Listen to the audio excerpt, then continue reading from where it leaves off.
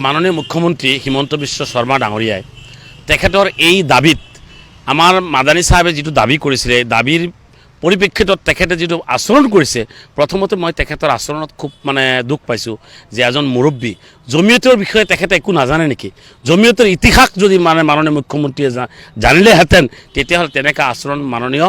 আমাৰ জমিয়তৰ সভাপতিৰ all India জমিয়তৰ সভাপতিৰ লগত নকৰিলেহেঁতেন খুব দুৰ্ভাগ্যজনক যি জমিয়তে ভাৰত স্বাধীন কৰাৰ সময়ত আপোনাৰ জমিয়তৰ কিমান হাজাৰ মানুহ কিমান লাখ মানুহ শ্বহীদ হৈছিলে ভাৰত আপোনাৰ স্বাধীন কৰাৰ ক্ষেত্ৰত গতিকে সেই জমিয়ত এটা উলেমা হিন্দৰ নেতৃত্বত ভাৰত স্বাধীন হৈছিলে গতিকে সেই আপোনাৰ সংগঠনৰ এটা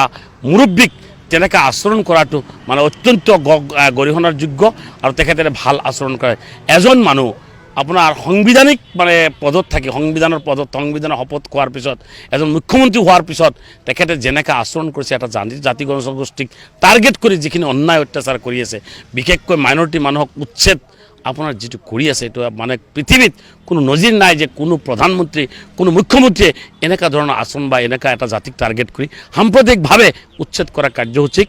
কৰা আমি দেখা পোৱা নাই গতিকে তেখেতে যেনেকৈ আচৰণ কৰিছে এটা ভাল আচৰণ নহয় আৰু এটা অশুভ লক্ষণ ২৬ নিৰ্বাচনৰ আগত তেখেতে যিবিলাক কাৰুকাৰ্য কৰি আছে এইটো এটা অশুভ লক্ষণ বুলি ক'ব লাগিব যেনেকৈ আপোনাক পাপ্পু বুলি ক'লে এতিয়া গৌৰৱ গগৈৰ লগত লাগিলে এতিয়া আপোনাৰ মাদানী চাহাবৰ লগত লাগিলে গতিকে এইটো এটা অশুভ লক্ষণ বুলি ভাবোঁ আৰু যেতিয়া নেকি মানুহৰ বেয়া দিন আহে তেতিয়া এইবিলাক আবল তাবল কামবিলাক কৰি থাকে মাননীয় মুখ্যমন্ত্ৰী হিমন্ত বিশ্ব শৰ্মা ডাঙৰীয়াই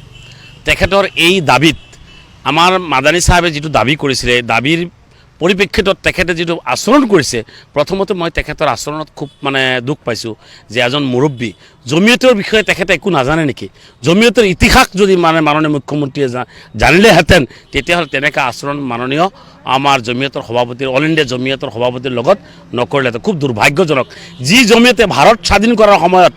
আপোনাৰ জমিয়তৰ কিমান হাজাৰ মানুহ কিমান লাখ মানুহ শ্বহীদ হৈছিলে ভাৰত আপোনাৰ স্বাধীন কৰাৰ ক্ষেত্ৰত গতিকে সেই জমিয়ত এটা উলেমা হিন্দৰ নেতৃত্বত ভাৰত স্বাধীন হৈছিলে গতিকে সেই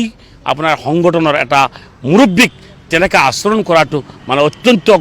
গৰিহণাৰ যোগ্য আৰু তেখেতে ভাল আচৰণ কৰে এজন মানুহ আপোনাৰ সাংবিধানিক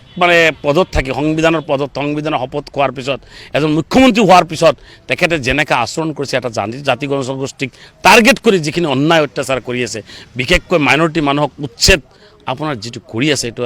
পৃথিৱীত কোনো নজিৰ নাই যে কোনো প্ৰধানমন্ত্ৰী কোনো মুখ্যমন্ত্ৰীয়ে এনেকুৱা ধৰণৰ আচৰণ বা এনেকুৱা এটা জাতিক টাৰ্গেট কৰি সাম্প্ৰদায়িকভাৱে উচ্ছেদ কৰা কাৰ্যসূচীক